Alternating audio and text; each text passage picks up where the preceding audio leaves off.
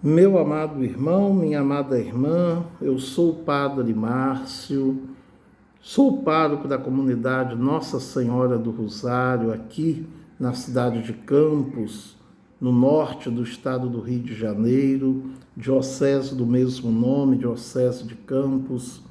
E estamos começando uma série de vídeos para você, minha irmã, você, meu irmão, do YouTube.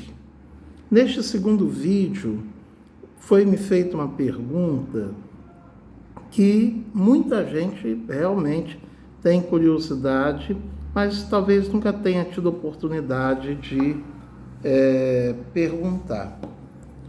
Quando falamos a palavra Vaticano, sabemos que o Papa mora no Vaticano, sabemos que o Vaticano é a sede da Igreja Católica do mundo todo. Mas de onde vem esse nome Vaticano? Por que esse nome Vaticano? A cidade de Roma é famosa por ser uma cidade marcada pelas colinas, as 7 colinas. E em uma dessas colinas, no tempo dos etruscos, que era um povo pagão que antecedeu a organização do Império Romano, no tempo dos etruscos, havia, numa dessas colinas, um cemitério onde, logicamente, os cadáveres eram enterrados, e havia uma divindade pagã, uma deusa pagã, que era a deusa da morte dos etruscos, que era a deusa Vatica. Vatica era uma divindade pagã dos etruscos, era uma divindade pagã, e esse cemitério era consagrado à deusa Vatica. Logo, deram ao nome daquela colina, onde havia aquele cemitério, de Colina Vaticana, em homenagem à deusa pagã Vatica. Ora, São Pedro Apóstolo foi martirizado sob a perseguição no tempo do imperador Nero, e o seu martírio se deu na colina Vaticana. Ele foi crucificado de cabeça para baixo, porque disse que não seria digno de morrer como seu Senhor, e foi sepultado nesse local. Sobre o túmulo de São Pedro foi construída a primeira basílica, ao tempo do imperador Constantino. E, no século XVI, construiu-se a grande Basílica de São Pedro que temos hoje, o projeto de Bramante e também do grande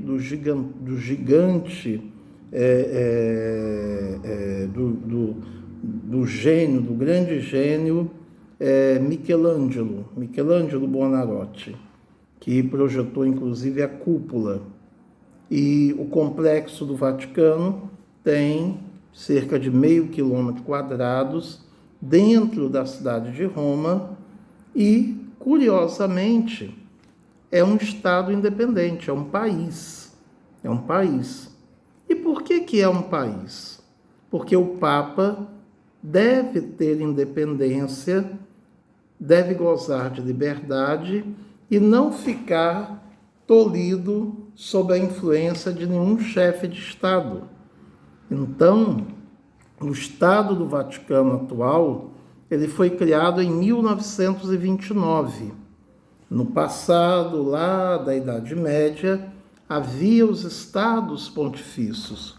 O Papa governava todas aquelas regiões ali no entorno da Itália Central. Com a unificação ítalo-germânica, no final do século XIX, influência do conde Camilo Benso Cavour, então o Papa perde o governo daqueles territórios e se instala aquilo que ficou chamado de a questão romana, porque o Papa não saía do Vaticano, era o prisioneiro do Vaticano. E no ano de 1929, o governo da Itália resolve a questão em um acordo que se chamou o Tratado do Latrão, não é do ladrão, porque em Roma tem um bairro chamado Latrão, com T. Os desavisados falam ladrão, não é ladrão, é latrão. E através desse acordo foi criado o atual Estado do Vaticano, que tem o Papa como chefe de Estado. O Papa, ele é chefe da Igreja Católica, na condição de sumo pontífice, ele é bispo de Roma e ele é chefe de Estado.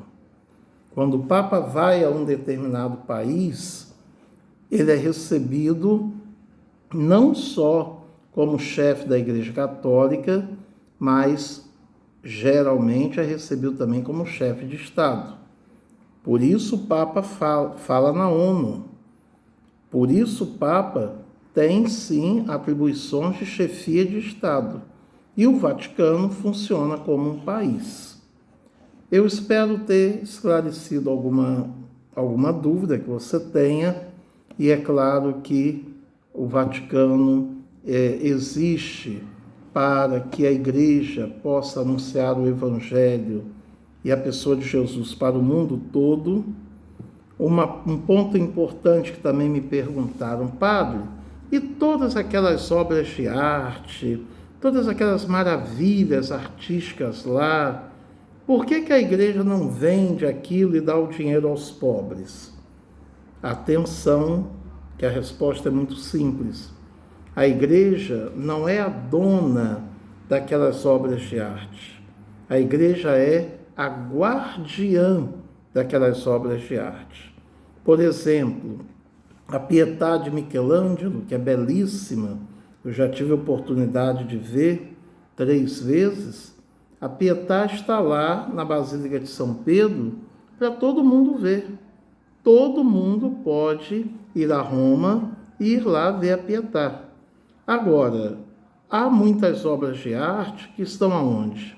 Estão trancadas na coleção dos seus proprietários, nas mansões dos seus proprietários, que de vez em quando fazem lá uma exposição, tá?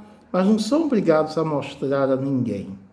Então, aquelas obras de arte que lá estão são patrimônio da humanidade. E a Igreja é a guardiã. A Igreja é a guardiã de todo aquele acervo riquíssimo. Agora sim, eu espero ter ajudado um pouquinho na compreensão do que é a Santa Sé, do que é o Estado do Vaticano, e nos próximos vídeos a gente vai tocando em temas igualmente interessantes. Deus abençoe a você, Deus abençoe sua vida. Acompanhe a gente no YouTube. Uma bênção especial para cada um e para cada uma, em nome do Pai, e do Filho e do Espírito Santo. Amém.